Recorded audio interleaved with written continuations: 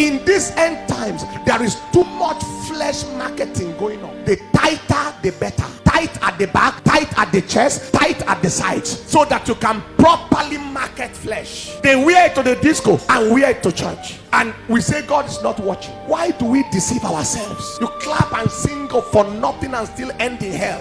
Instead of us advertising our spirituality, we are a generation of people advertising our carnality. See how fat my chest is, see how fat my back is, see how fat my sides are. Just take a look. Just take a look. And when people look at you, the first thing that comes to their mind is immorality.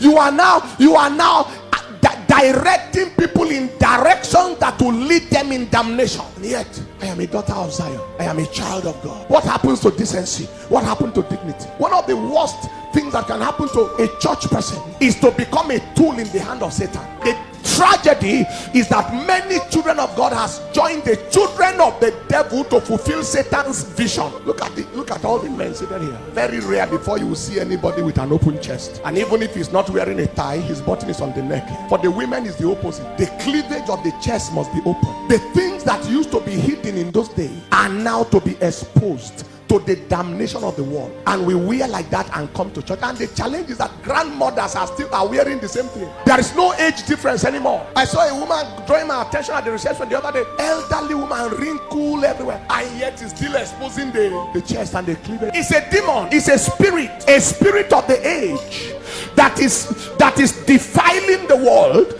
and then trying to defile the church, and must be resisted. It's not about a matter of rules and regulation. Let your conscience convince you. The way you are looking, do you represent the kingdom? If the master appears suddenly, can he call you daughter? How are you? St. Augustine of old said, preach the gospel always, and when necessary, use words. You know the meaning of that? Let your life be the major preaching. God is calling us today to take him seriously and take our souls seriously, so that nobody blames him after death.